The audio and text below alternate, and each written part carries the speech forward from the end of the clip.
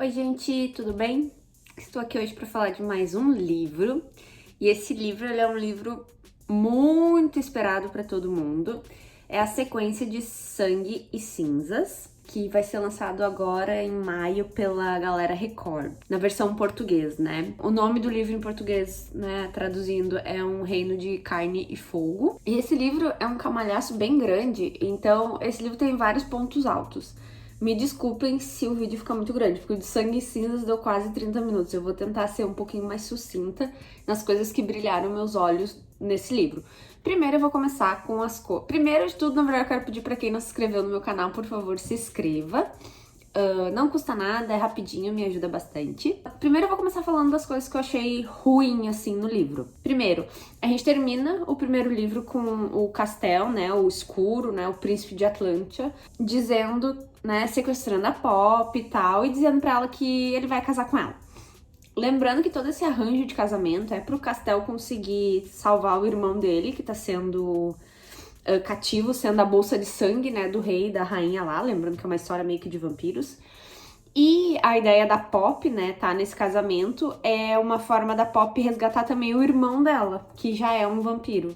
Então, assim, essa história do casamento entre os dois, que termina ali no fim do livro, é uma forma do Castel não fazer o que ele queria fazer antes, que era entregar a Pop no lugar do irmão dele. Lembrando que ele se apaixonou pela Pop, então toda a ideia de sequestro que ele tinha, ele não vai conseguir levar pra frente.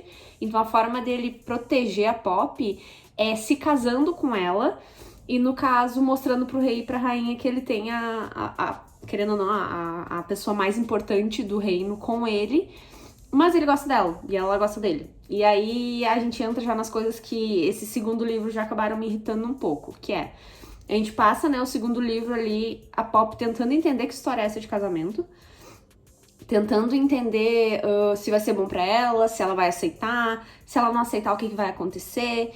E aí a gente tem a Pop tentando fugir toda hora, ela não desiste. Então, assim, a gente tem um início do livro muito chatinho, ao meu ver.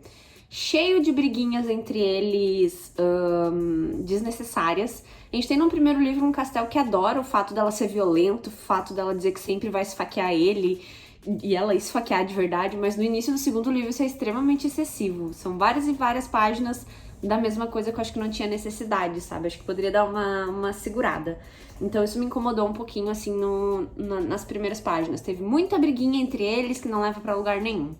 Então, a gente tá no início é muito isso dela tentando entender por que vai rolar esse casamento, por que ele quer casar, quais são os verdadeiros motivos dele.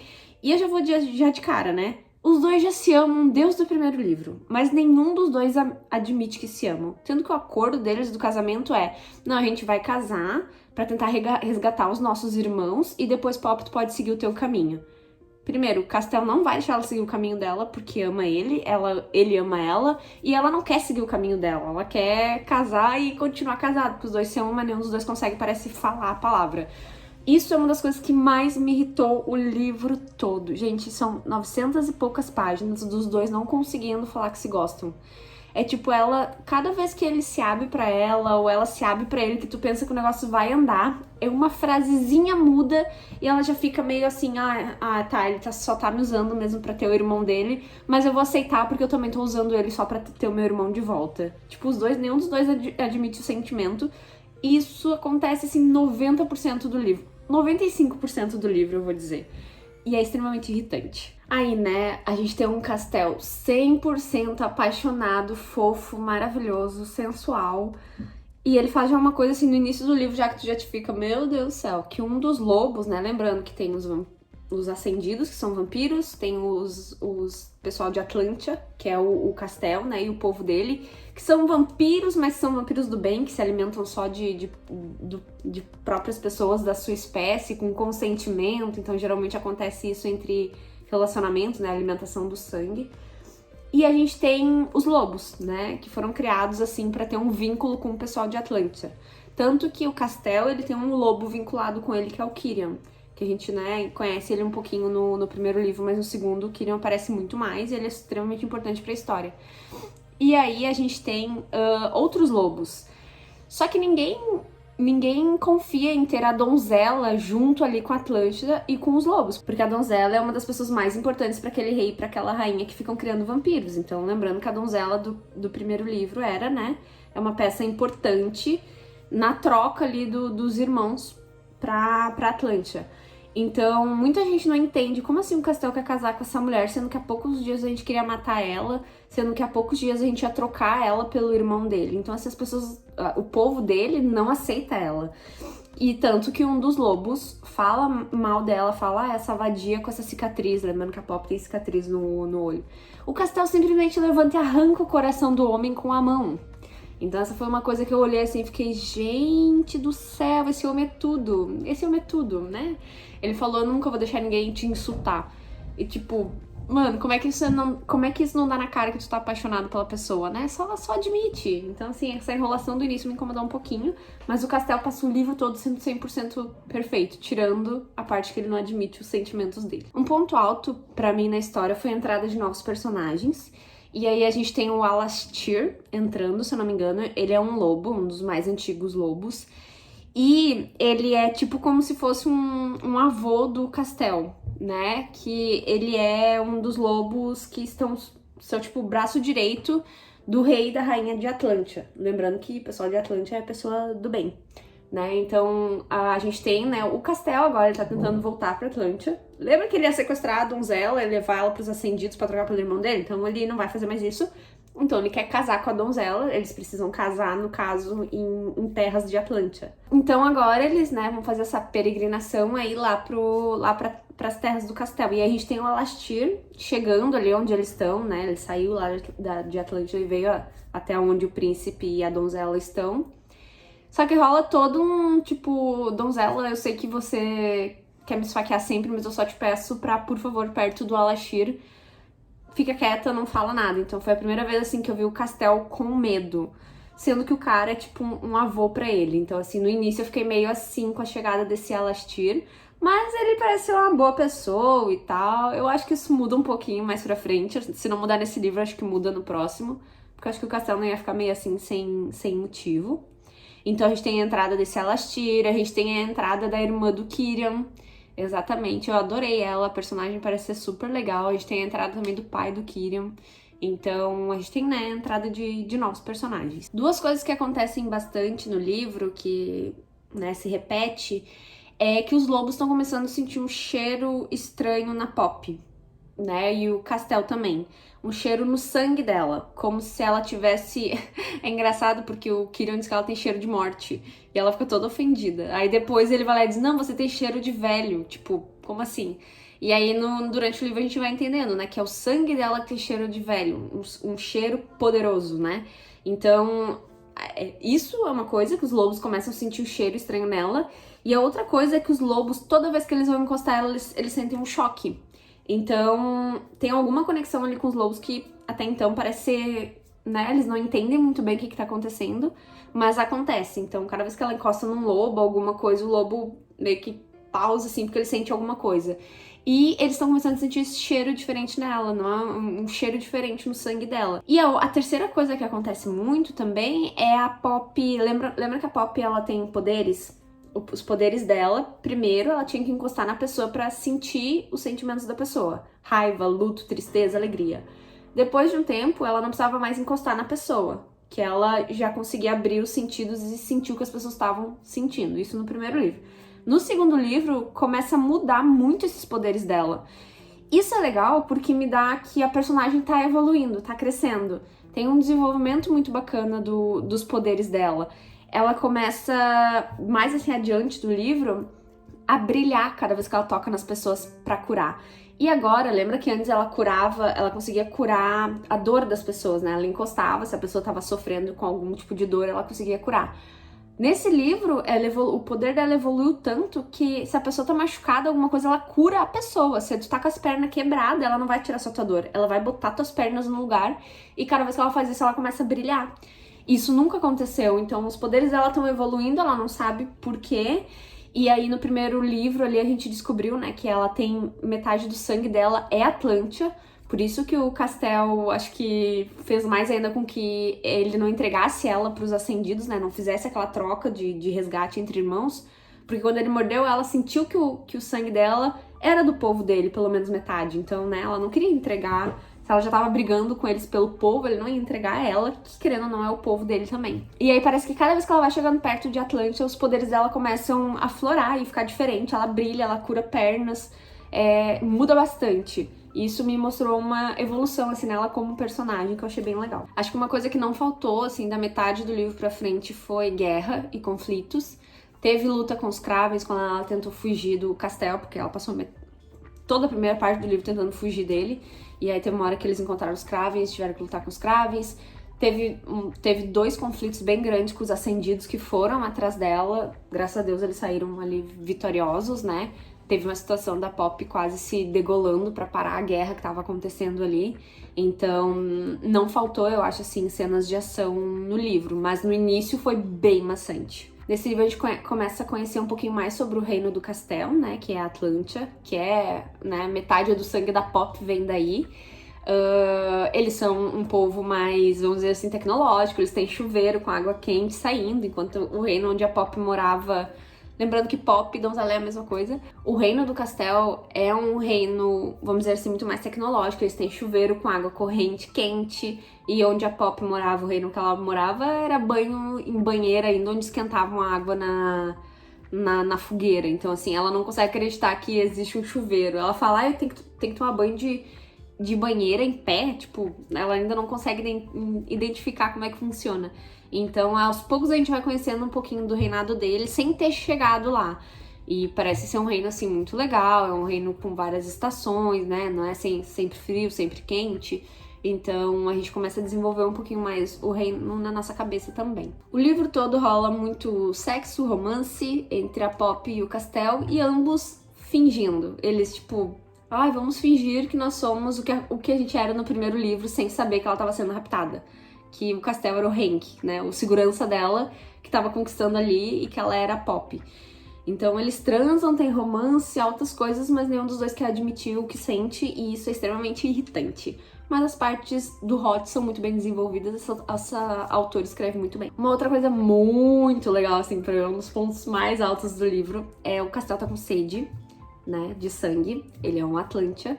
E eles tomam sangue de outros Atlântidas. Então, né, tem todo um consentimento. Só que parece que quando tu gosta muito de uma pessoa, te dá náuseas tu tomar sangue de outra.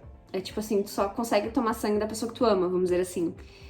E nesse momento ele não consegue tomar sangue de outra pessoa a não ser da Poppy. E é o Kieran que explica isso pra ela. Tanto que o Castel tava com tanta sede que ele poderia ter matado ela uma hora. Ele atacou ela. E se misturou ali um sexo com um ataque, mas deu tudo certo no fim, mas ele tá com muita sede. Eles não podem ficar muito tempo assim sem tomar, tipo 2, 3 semanas, eles têm que tomar. E o Castel não tá conseguindo tomar de outra pessoa porque ele não consegue, ele não tem coragem de pedir pra Poppy alimentar ele. É uma coisa estranha, né? Pelo amor de Deus, ela, a princípio, ela é uma humana que nunca deu sangue nem tomou sangue. Só que toda vez que, tipo, tem essa questão de se alimentar, só que daí chega um momento que a Poppy diz, não, você precisa se alimentar, e se você só consegue se alimentar de mim, você vai se alimentar de mim, então. E aí que é a cena mais... que fica, acho que, uns 3 meses remoendo na minha cabeça. Gente, quando vai tomar o sangue da pessoa, tu pensa, ai meu Deus, deve ser horrível, deve doer pra caramba. Gente, nesse livro, tomar o sangue da pessoa é a coisa mais sensual do mundo. A excitação que a Poppy sente quando ele crava os dentes aqui e começa a chupar, ela fica extremamente excitada. E ele também. Os dois ficam excitados. E é excitação pura, assim, tipo... pura físico, assim. E aí, né, quando ela diz, não, você vai se alimentar de mim, você vai pegar o que precisar. E aí o Kieran diz que vai participar junto, porque o Castel diz que não quer fazer isso sozinho, porque faz muito tempo que ele não se alimenta. Então ele tem medo de matar ela ali tomando todo o sangue dela. Então o que acontece? Ela tem o Kieran atrás dela, botando a mão no pescoço dela pra sentir o batimento cardíaco, pra ver se ela tá bem, né, pra poder dar o sangue. E o Castel na frente ali pronto pra vir e botar os dentinhos. Então a gente tem a Poppy entre 2 homens maravilhosos. E, tipo, a gente sabe, né, que a outra vez que o Castel mordeu ela ficou extremamente excitada, eles transaram. E ela tá morrendo de medo que isso aconteça agora, só que o Kieran tá atrás dela. Então, assim, gente... Quando o Castel morde ela aqui e os dois começam a ficar excitado e o Kirill fica atrás, tipo, ok. E os dois ali se pegando e o Castel fica se fazendo, porque ele não quer tomar muito sangue e o Kirill fica, não, você precisa tomar mais. O Kirill realmente é um médico ali no meio. Só que os dois ficam tão excitados que eles vão pra trás e acabam prendendo o Kirill na parede. Gente, aí fica parecendo uma cena de homenagem, assim, ó, que cena maravilhosa. O Kirill na parede, assim, a Pop, meu Deus do céu, eu tô com um homem na frente e um homem atrás, assim, extremamente excitada, quase rolando ali os negócios. Assim, ó, eu nunca vi uma tensão sexual tão maravilhosa escrita, assim, ó, realmente melhor cena que... Essa cena pra mim tá entre a sauna do Corrupt.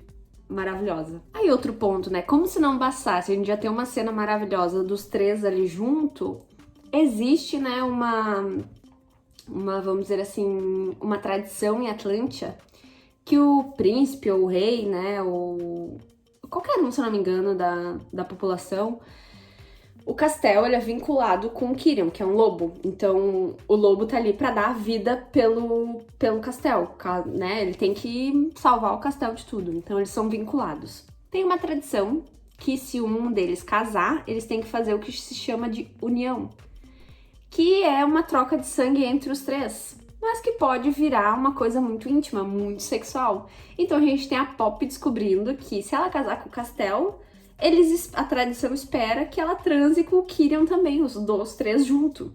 Obviamente o Castel diz que não é assim, que ela não precisa ficar envergonhada, que não esperam isso dela, mas toda ela descobrindo ali a união é muito legal.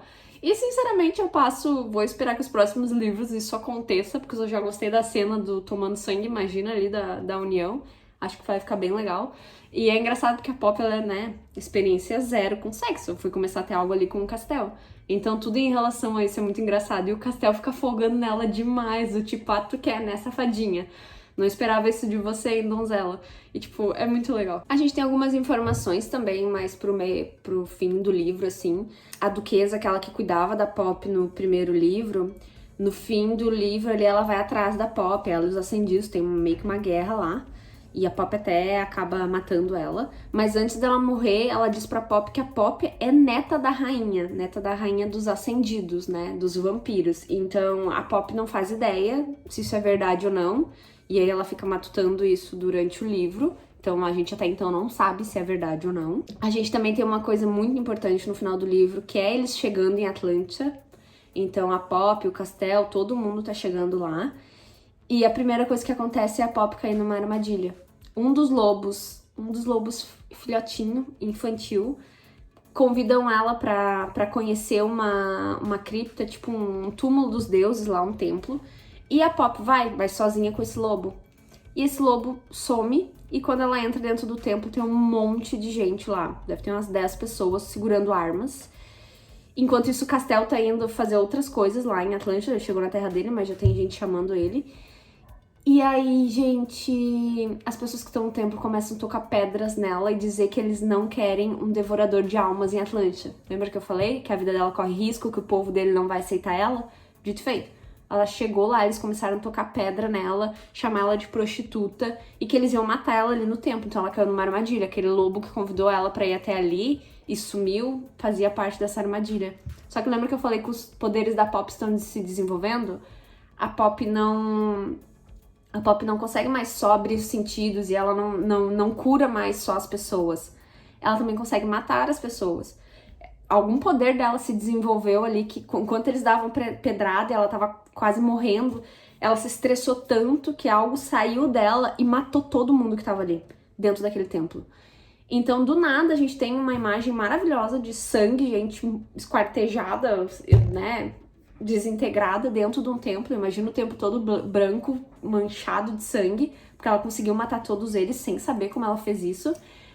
E quando ela tá deitada, porque ela já tá cansada, exausta, toda machucada, os lobos chegam, correm até ela. E aí tem uma coisa muito interessante que é quando o Castel chega, os lobos rosnam pro Castel, como se dissesse, não, você não pode chegar perto dela. Lembrando que os lobos eram vinculados a ele e ao pessoal de Atlântida, não a ela. Então a gente tem aí um desenvolvimento do tipo, será que aquele choque que estavam dando quando os lobos encostavam nela agora tá fazendo sentido? Os lobos são leais a ela e não mais ao povo de Atlântida? Acho que nos próximos livros a gente vai ter um desenvolvimento maior disso. Só que o mais legal, quando o Castel chegou, ele se apavorou e atrás dele estavam o pai dele e a mãe, que é o rei e a rainha de Atlântia. E eles se apavoraram quando viram a cena, né? A Poppy deitada ali, sangue em tudo que é lado. E aí a mãe dele fala uma frase muito maravilhosa, que assim eu fiquei gritando no fim do livro, que eu vou até ler pra vocês. Se curvem diante da sua nova rainha. E ela tirou a coroa. Porque a Poppy, segundo ela fala ali no livro, é uma das últimas descendentes com sangue dos deuses. Então, agora talvez a gente consiga... Pra mim, a Poppy é uma deusa, né? Ela só não sabe ainda. Então, assim, ela não é uma empata, ela não é uma devoradora de almas. O sangue dela é muito maior que isso. Tanto que eles sentem cheiro de velho no sangue dela. Então, aquela cena da rainha olhando apavorada por todo aquele sangue, por tudo que ela aconteceu, e tirando a coroa dela e dizendo, abaixem as armas, se curvem pra nova rainha. Imagina a cabeça da Poppy, tipo, meu Deus, o que tá acontecendo? E os lobos super leal a ela, não deixando o Castel chegar perto dela. Então, assim, tipo, o livro acabou maravilhoso. Gente, eu espero que esse vídeo não tenha se estendido, mas ele deve ter se estendido demais, peço desculpa. Mas é um livro de 900 páginas, tem muitos pontos altos. Então, espero que vocês tenham gostado. Se inscrevam aqui no canal e nos vemos no próximo. Tchau, tchau!